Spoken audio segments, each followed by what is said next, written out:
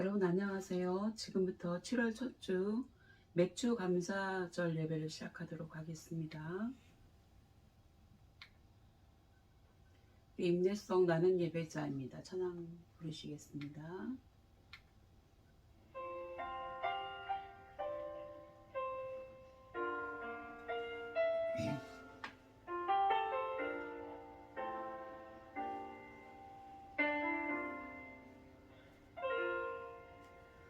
나는 하나님을 예배하는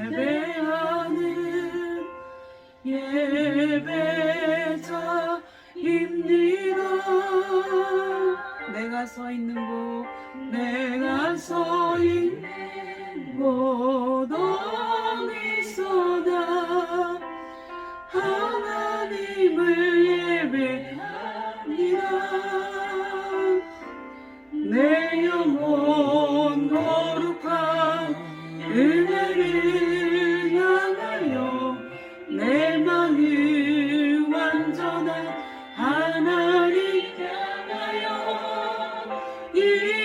이곳에서 바로 이 시간 하나님을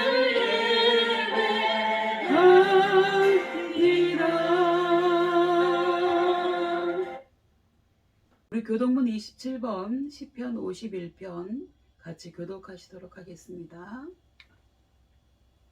하나님이여 주의 인자를 따라 내게 은혜를 베푸시며 주의 많은 긍휼을 따라 내 죄악을 지워 주소서. 나의 죄악을 말갛게 씻으시며 나의 죄를 깨끗게 제하소서. 물은 나는 내 죄가를 아오니 내 죄가 항상 내 앞에 있나이다.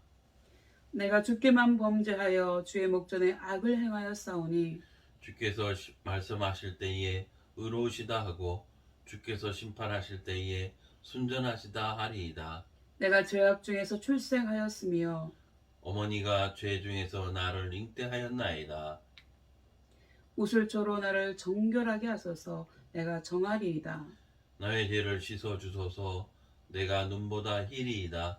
하나님이여 내 속에 정한 마음을 창조하시고 내 안에 정직한 영을 새롭게 하소서. 아멘.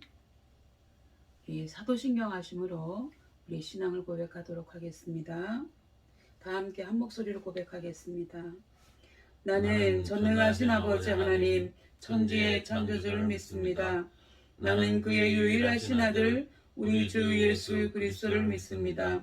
그는 성령으로 잉태되어 동정녀 마리아에게서 나시고 본디오 빌라도에게 고난을 받아 십자가에 못 박혀 죽으시고 장사된 지 사흘 만에 죽은 자 가운데서 다시 살아나셨으며 하늘에 오르시어 전능하신 아버지 하나님 우편에 앉아 계시다가 거기로부터 살아있는 자와 죽은 자를 심판하러 오십니다. 나는 성령을 믿으며 거룩한 공교회와 성도의 교제와 죄를 용서받는 것과 몸의 부활과 영생을 믿습니다. 아멘. 우리 찬송가 180장 하나님의 나팔 소리 다 같이 찬양 부르시겠습니다.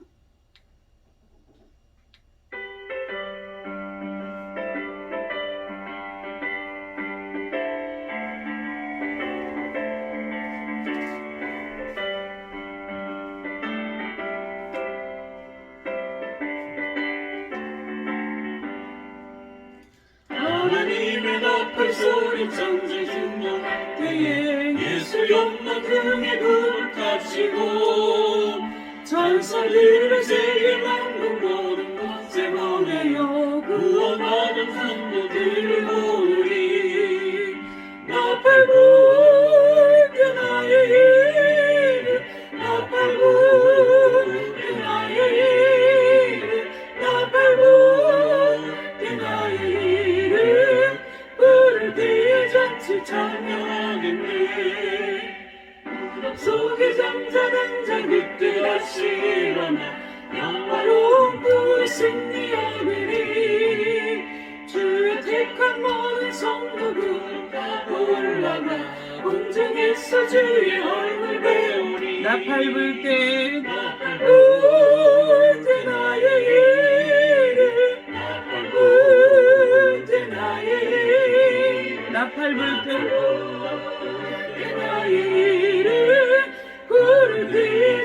잔치 참여하니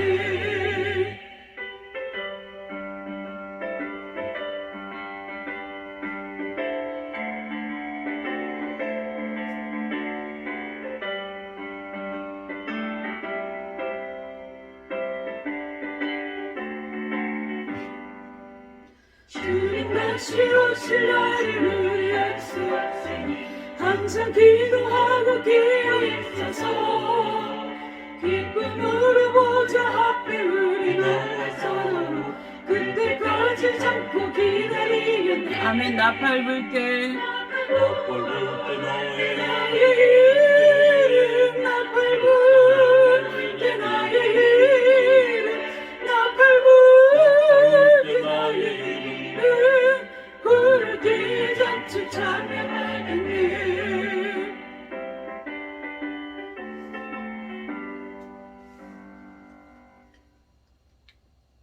예, 우리 성경 봉독 하시도록 하겠습니다. 구약 성경 791페이지입니다. 구약 성경 791페이지. 욥기서 31장 35절에서 40절의 말씀입니다. 이것은 하나님의 말씀입니다. 먼저 31장 35절 제가 받들어 봉독하겠습니다. 누구든지 나의 변명을 들어다오 나의 서명이 여기 있으니 전능자가 내게 대답하시기를 바라노라. 나를 고발하는 자가 있다면 그에게 고소장을 쓰게 하라. 내가 그것을 어깨에 매기도 하고 왕관처럼 머리에 쓰기도 하리라. 내 걸음의 수요를 그에게 알리고 왕족처럼 그를 가까이 하였으리라. 만일 내 밭이 나를 향하여 부르짖고 밭이랑이 함께 울었다면 만일 내가 값을 내지 않고 그 소출을 먹고 그 소유자가 생명을 잃게 하였다면 밀 대신에 가시나무가 나고 보리 대신에 독보리가 나는 것이 마땅하니라 하고 욥의 말이 그치니라. 아멘. 기도하겠습니다. 하나님, 오늘은 전부터 보리 추수를 마치고 하나님의 은혜에 감사하여 지키던 맥주 감사주일입니다. 우리가 지금은 비록 보리 추수를 하지 않는다 할지라도 한 해의 반절을 무사히 지내게 하신 하나님께 감사하게 하시고 남은 한 해도 하나님의 은혜로 승리할 수 있는 은혜를 주시옵소서. 코로나 변이 바이러스 확산으로 인해 여러 가지로 혼란한 상황입니다. 그러나 하나님께서 우리나라와 우리 60만 국군 장병들과 우리 선교사님들이 속한 대대와 교회를 지켜주셔서 코로나 바이러스로부터 어떤 위험으로부터도 안전할 수 있도록 지켜주시옵소서. 오늘은 몇 주 동안 살펴보았던 욥기서의 내용 중에서 결론 부분을 살펴보려고 합니다.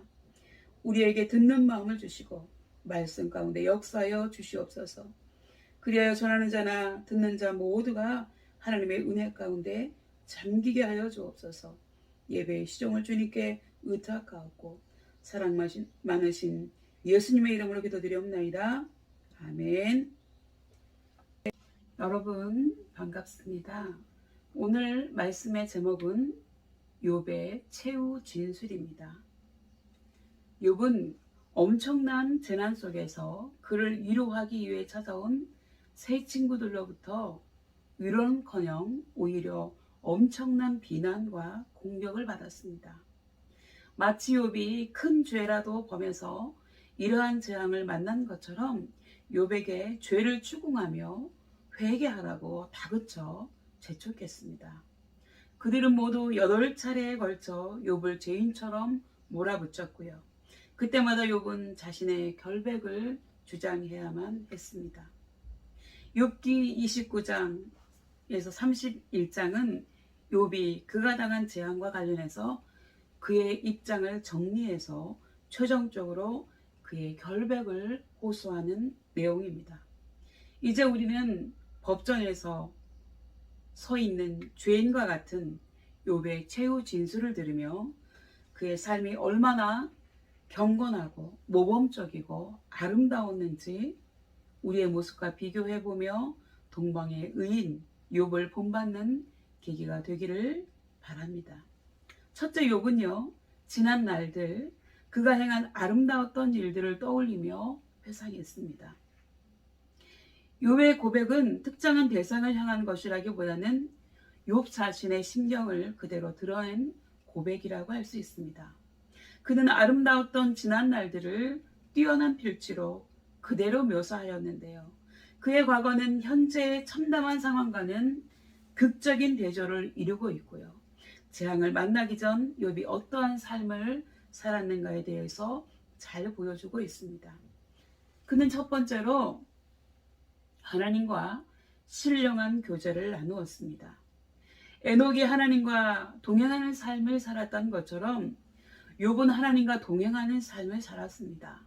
그래서 욥은 하나님이 그를 보호하시던 때가 다시 오기를 원한다고 했습니다.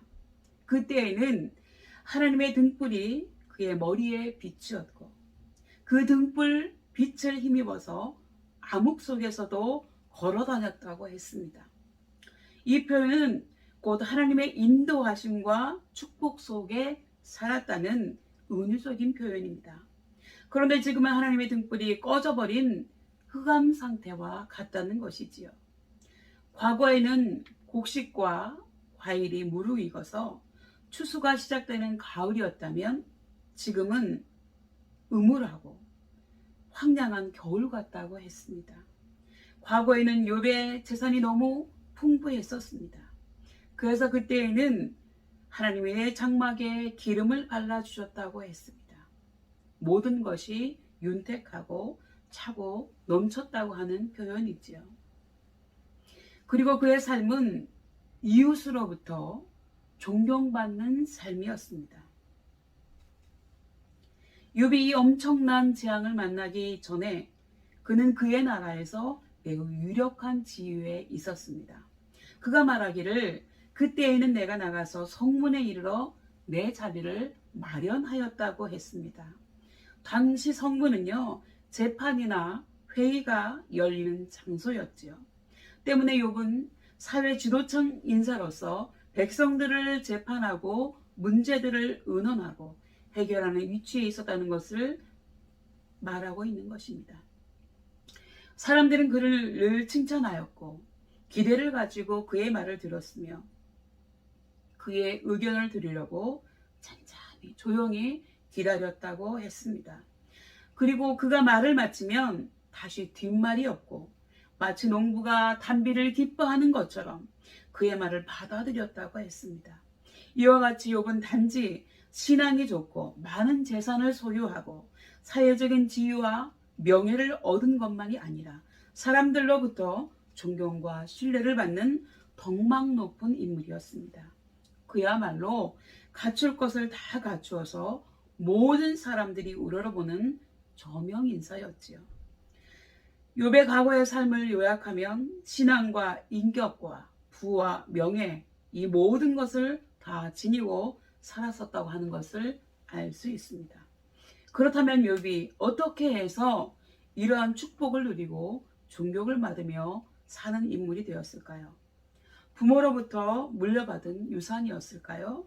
아니면 그가 스스로 노력해서 얻은 결과였을까요? 여러분, 부와 재산은 부모로부터 물려받거나 스스로 노력해서 얻을 수 있는 것입니다. 그러나 신앙이나 명예나 존경 등은 유산으로 물려받을 수 있는 것이 아니라고 하는 것입니다. 그렇다면 욥은 어떻게 이와 같이 존경받는 사회 지도층 인사가 될 수 있었을까요? 그것은 평소에 그가 부지런히 선행과 자비와 긍휼을 베풀었기 때문이었다고 하는 것을 알 수 있습니다. 욥은요, 그에게 도움을 청하는 가난한 사람들을 늘 도와주었습니다. 그는 결코 외면하지 않았지요. 그리고 그는 의지할 곳이 없는 고아들을 보살펴 주었습니다. 그리고 비참하게 죽어가는 사람들에게 자선을 베풀었습니다. 또한 약자인 과부들에게 힘이 되어 주었지요. 그는 늘 정의를 실천하고 매사의 재판에서 공정한 판결을 내렸기 때문에 그의 판결에 이의를 제기하는 사람은 없었습니다. 그는 앞을 못 보는 이에게 눈이 되어주고 발을 저는 이에게는 발이 되어 주었죠. 그리고 궁핍한 사람에게는 아버지가 되어 주었습니다. 그런가 하면은요, 전혀 알지도 못하는 사람의 하소연도 들어주고 살펴서 처리해 주었습니다. 그리고 억울하게 당하는 사람을 빼내어주고 악을 행하는 자에게는 응징을 해주는 정의의 사도였습니다.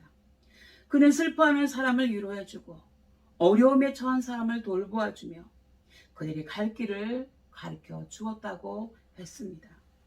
여러분, 세상에 이런 사람이 과연 얼마나 될 것 같습니까? 예수님 말고 또 누가 있겠습니까, 여러분? 그래서 성경에서는 욥을 하나님께서 인정하시는 의인 세 사람 중에 한 사람으로 표현하고 있는 것입니다. 성경 예수계에서 14장 14절에 보면 노아, 다니엘, 욥 이 세 사람을 의인으로 말씀하고 있습니다. 이 시대의 사회 지도층 인사들, 특히 국가 지도자, 국무위원, 국회의원, 지자체장, 재판관, 단체장들이 욥의 100분의 1만 담는다고 해도 우리나라는 희망이 있다고 할 수 있을 것입니다. 그렇기 때문에 우리 그리스도인들은 욥의 이러한 아름다운 삶을 본받아야 될 줄 믿습니다. 두 번째, 과거에 잘 나가던 욥은 지금 현재의 비통함을 고백하고 있습니다. 욥기 30장에서 욥은 자신의 현 처지를 비통한 어조로 탄식하고 있습니다. 특히 28장에서와는 정반대의 지경에 이르렀음을 한탄하고 있지요. 비천한 자가 존귀한 자에게, 그리고 연소한 자가 연로한 자에게 교만 방자하게 행하는 모습을 개탄하고 있습니다. 이렇게 욥기 30장 1절부터는 욥의 탄식이 이어지고 있습니다. 평소에 인자하고 겸손한 모습과는 좀 다른 표현들이 있기는 합니다만, 여러분, 벼랑 끝에 몰린 사람으로서 마지막 하소연이라고나 할까요? 악에 바친 표현들이 많이 등장하고 있습니다. 결과적으로 풍족하여 조금도 부족함이 없이 살면서 남을 도와주며 모든 사람에게 존경을 받으며 살았던 욥이 하루아침에 모든 것을 다 잃고 온몸이 심한 욕창으로 새까맣게 그을린 것 같은 몰골이 되자 사람들은 그를 무시하고 피하고 그에게 등을 돌리고 떠나가니 참으로 기가 막힐 노릇 아니겠습니까?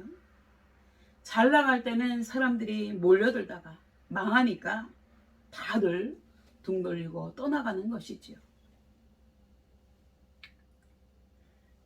여러분, 소프트뱅크의 창립자 겸 소프트뱅크 그룹의 대표이사인 손정희 씨는요, 일본 제일교포 3세로서 일본 컴퓨터의 황제였고 세계 부자 3위를 달리던 사람이었습니다. 그러던 그가 일본 기업인 야후를 인수한 후에 그의 주식이 94%가 폭락하는 바람에 파산을 하게 되었습니다. 그러자 그의 아내는 재벌 사모님의 체면을 다 버리고 남의 집 파출부로 일하면서도 남편을 조금도 원망하지 않았다고 합니다. 그러나 이제 돈이 없는 손정희 씨는 밥 사 먹을 돈을 빌리기 위해서 친구들에게 열심히 카톡을 보냈지만 대부분의 친구들이 카톡을 이미 차단해버리거나 나가기를 해서 연락이 닿지 않더라는 것입니다. 그가 전에 잘 나갈 때는 늘 연락을 해오고 좋은 일이 있을 때는 축하 꽃다발을 보내오던 친구들이 손정희의 시대는 끝났다는 소문이 퍼진 이후로는 발길이 끊기고 소식이 두절되더라는 것입니다. 그 손정희 씨는 중국 마윈의 알리바바에 투자를 해서 재기에 성공하게 되었는데요. 그의 재산이 일주일에 1조 원씩 불어나게 되었습니다. 손정희 씨에게는 그가 파산하여 어려웠을 때에도 그와 연락을 끊지 않은 400명의 친구들이 남아 있었다고 합니다. 그가 재기하여 엄청난 돈을 벌었을 때 그와 연락을 끊지 않았던 친구 400명에게 한 사람당 각각 10억엔, 우리 돈으로 100억 원씩을 나누어 주었다고 합니다. 결과적으로 4조 원의 돈을 친구들에게 나누어 준 셈이죠. 또한 그의 전 재산을 파출부를 하며 남편을 도왔던 그의 아내에게 맡겨서 아내가 관리하도록 하고 있다고 하는 것입니다. 사업에 재기한 손정희 씨는 그가 어려웠을 때 기다려 주었던 400명의 친구 외에는 더 이상의 친구를 두지 않았다고 합니다. 여러분, 욥도 잘 나갈 때는 그의 집에 친구들이 떠나지를 않았습니다. 그러나 욥이 파산당하자 그 많던 친구들이 다 떠나가고 소식을 끊어버렸죠. 그러나 진정한 친구는 친구가 어떠한 형편에 처하든지 친구는 친구로 대하는 사람이 진정한 친구라고 할 수 있습니다. 세 번째요. 욥은 아무 잘못이 없는 자신이 왜 고난을 당해야 하는지를 묻고 있습니다. 욥은 그의 친구들로부터 여러 차례 정죄당한 바 있고요. 이에 대해서 욥은 명백한 반론을 제시하였습니다. 욥은 여러 가지 예를 들어가며 최후 진술을 통해서 자신의 결백함을 주장하고 있습니다. 그는 그가 정직하게 살아왔음을 하나님께서 먼저 다 아실 것이라고 했습니다. 하나님이 나의 정직함을 저울로 달아보신다면 내게 흠이 없을 것이라고 했지요. 욥은 도덕적으로나 윤리적으로 조금 더 양심에 걸릴 것이 없도록 살아왔다고 고백합니다. 맹세코 그는 악한 일을 하지 않았고 다른 사람을 속이려고도 하지 않았다고 했습니다. 게다가 그의 손에 죄를 지은 흔적이라도 찾을 수 없을 것이라고 했습니다. 여러분, 사람이 죄를 지으면 흔적이 남게 되어 있지요.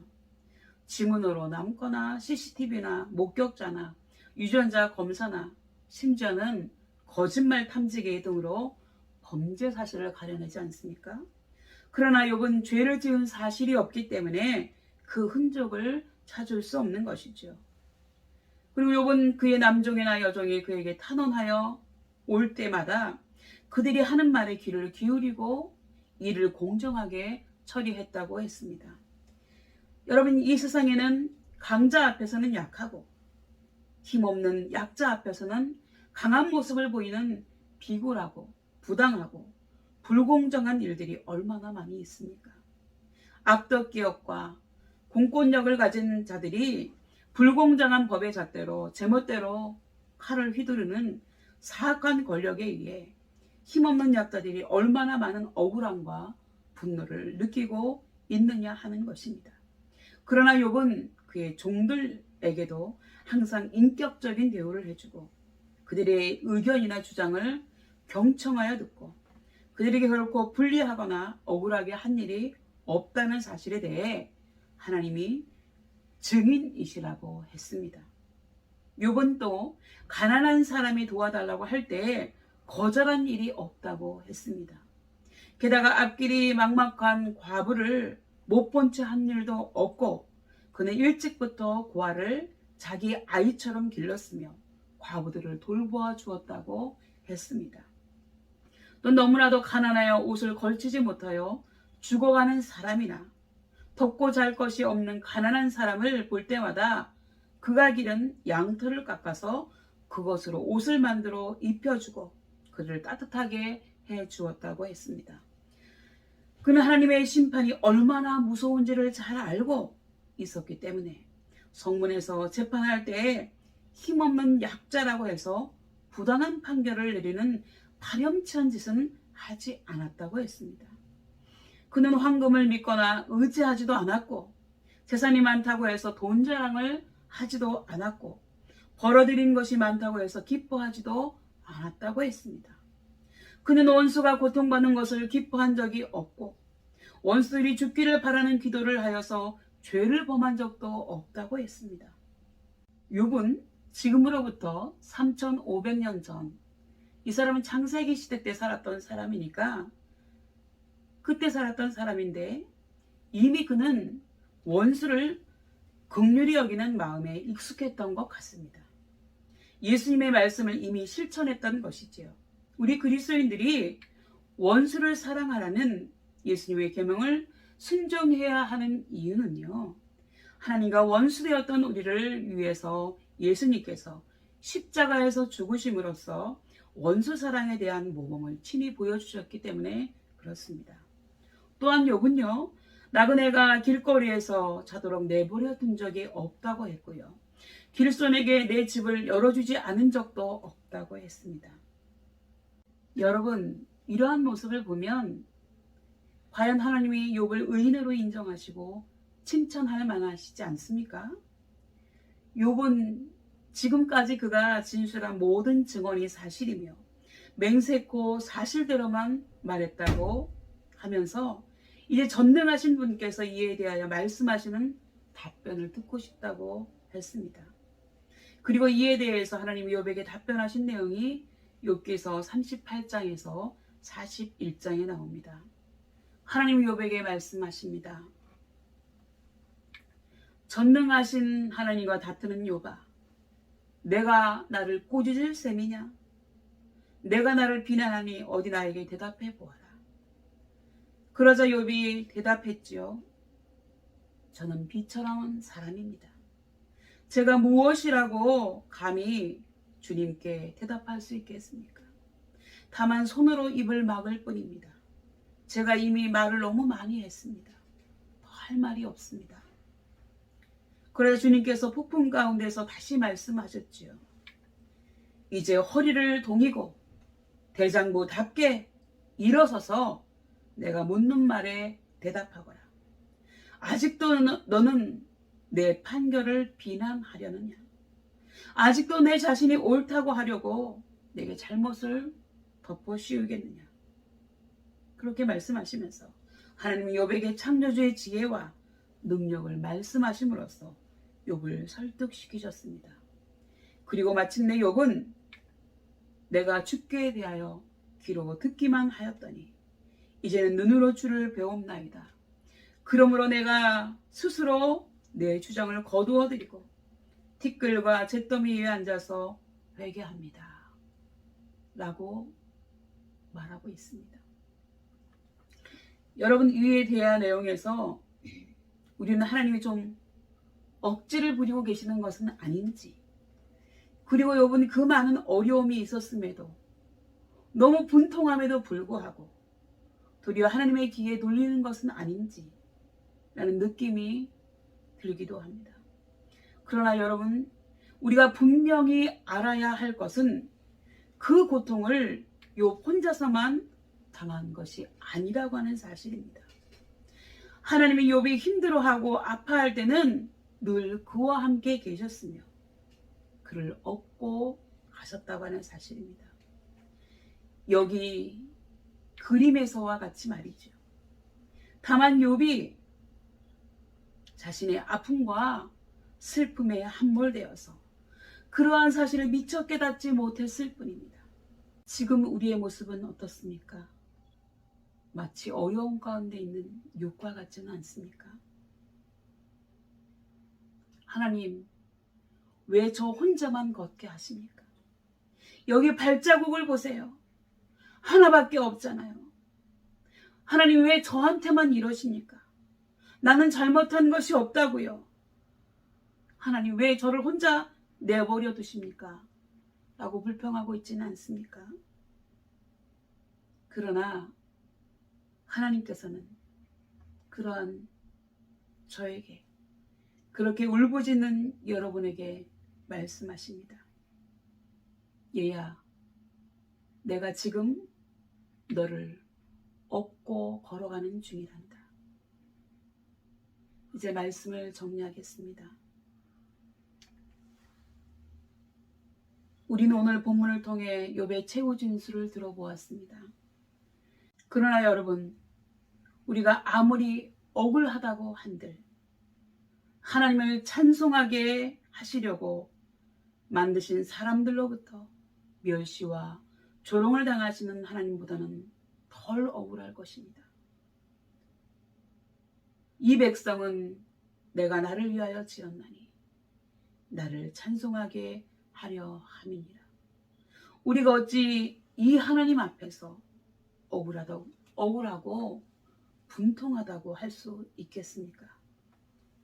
또한 우리는 억울하면 기도할 수 있는 하나님이 계시지 않습니까? 그리고 그 하나님은 우리의 기도에 늘 응답해 주시는 하나님 아니십니까? 그렇다 할지라도 우리가 욥기를 통해서 배워야 할 교훈은 우리에게 주어지는 고난은 하나님의 뜻을 이루기 위한 수단이 되기도 하기 때문에 고난 당하는 사람을 함부로 판단하거나 정죄해서는 안 된다고 하는 사실입니다. 모든 사람에게는 생각하지 못한 고난이 있기 마련입니다. 그렇기 때문에 이러한 고난이 닥쳐왔을 때 우리 그리스도인들은 그 배후에서 역사하시는 하나님을 바라볼 수 있어야 합니다.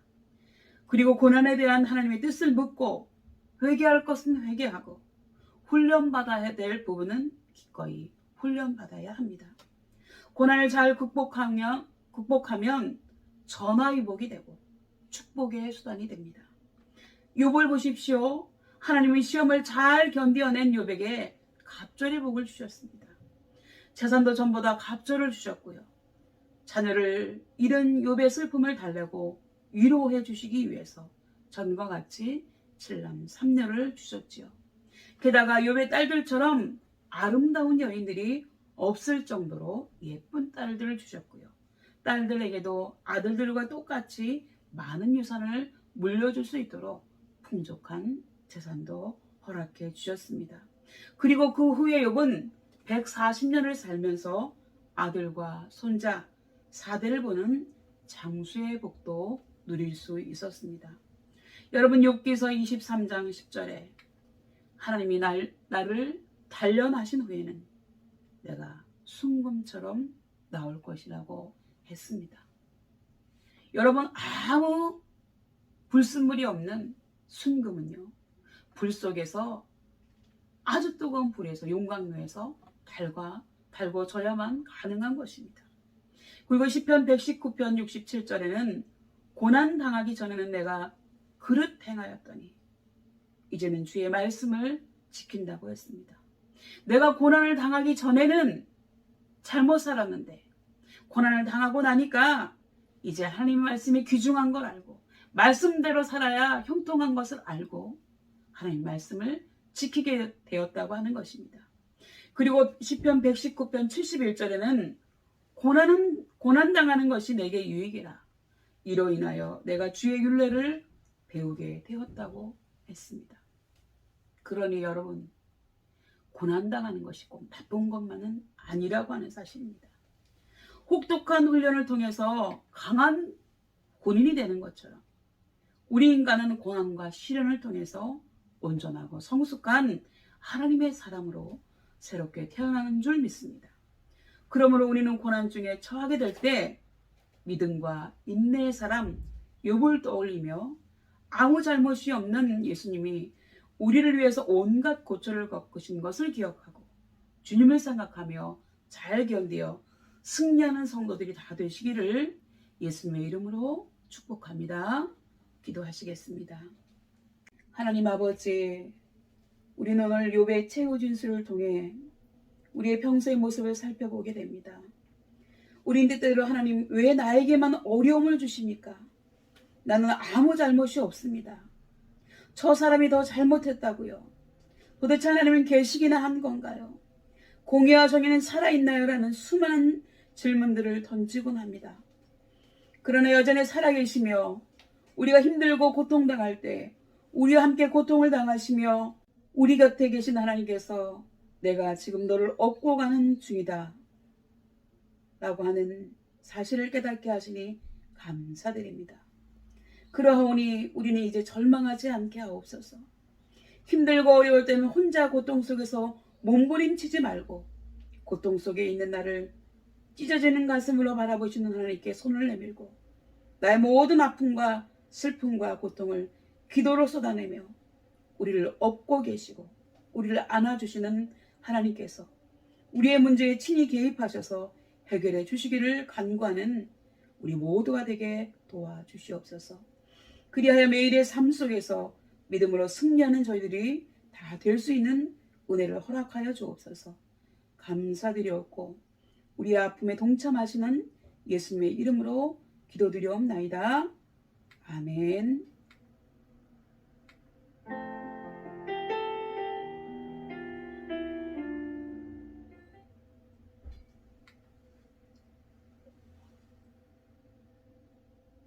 나의 반석이신 하나님, 찬양 올려드리시겠습니다.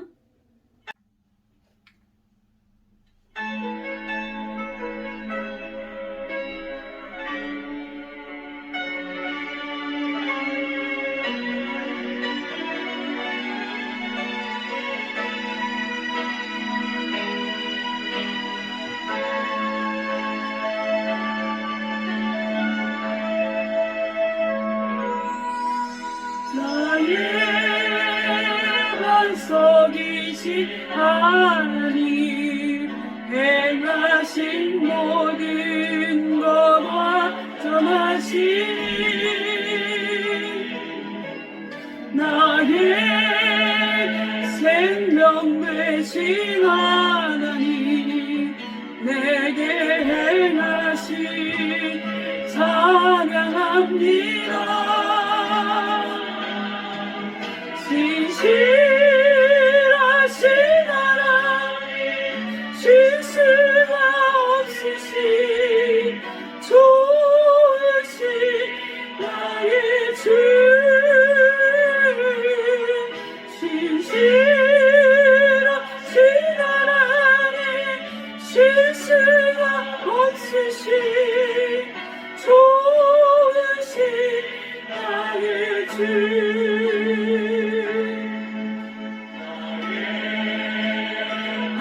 반석이신 하나님 행하신 모든 것 완전하시니 나의 생명 되신 하나님 내게 행하신 찬양합니다. 진실하신 하나님 실수가 없으신 좋으신 나의 주 진실하신 하나님 실수가 없으신 좋으신 나의 주 진실하신 하나님 실수가 없으신 좋으신 나의 주 진실하신 하나님 실수가 없으신 좋으신 나의 주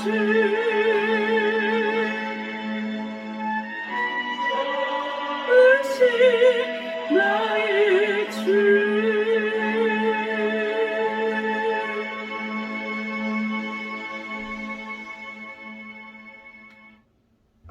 이 시간은 헌금하는 시간입니다. 한 달 동안 하나님 지켜주심 감사하고 우리 소득의 10분의 1을 드리는 11조 예물 또 감사함으로 감사함을 드리고 주일 헌금 드리는 시간입니다. 시간을 좀 드리도록 하겠습니다.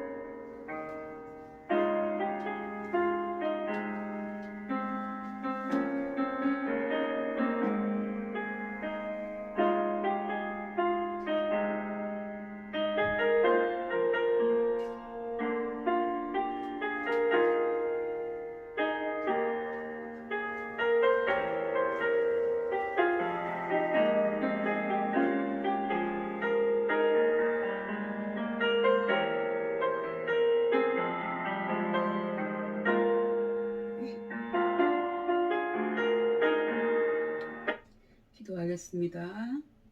하나님 아버지, 하나님 앞에 우리 예은자매 11조임을 드렸습니다. 하나님께서 받아주시고 하나님 아버지 정말로 그 드린 손길에 축복하여 주시고 여러 가지 모양으로 11조 예물 드린 손길들 주님 기억하여 주시고 하나님 아버지 그들의 삶이 더 풍성하여 질 수 있도록 주님께서 복의 복을 더하여 주옵소서.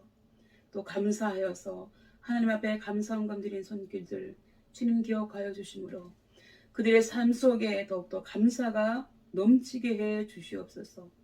또 주일원금 드린 손길들 주님 기억하여 주시고 하나님 앞에 감사의 기도의 제목, 소원의 기도의 제목 올려드린 손길들 주님 기억하여 주셔서 하나님 아버지 더욱더 감사하며 또 하나님 안에서 귀한 기도의 제목들이 이루어지는 귀한 믿음의 역사가 있게 해 주옵소서. 그들이 어떠한 아픔과 고통 속에 있다 할지라도 하나님께서 그들의 삶에 개입하여 주시는 복이 있게 해 주옵소서. 그래서 날마다 하늘의 신령한 것과 땅에 기름진 것으로 차고 넘치게 해 주시옵소서. 감사드렸고 예수님의 이름으로 간절히 기도드리옵나이다.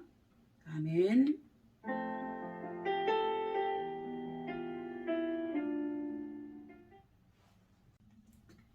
여러분, 제가 축도하고 예배를 마치도록 하겠습니다. 다음 주에 뵙겠습니다. 다 같이 기도하시겠습니다.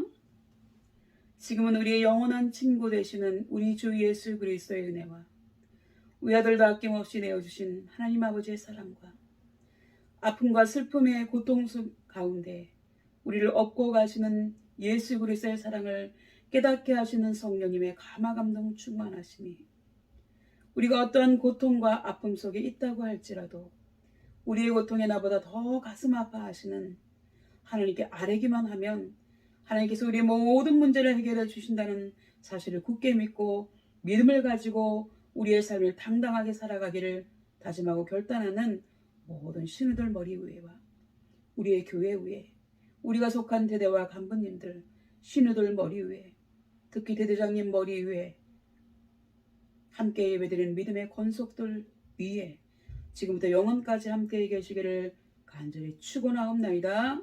아멘. 여러분 예배를 마쳤습니다. 감사합니다. 우리 수고하는 군종들, 우리 간부님들, 우리 대대장님 축복하고 기도합니다. 감사합니다. 다음 주에 대면에서 뵙도록 하겠습니다. 감사합니다.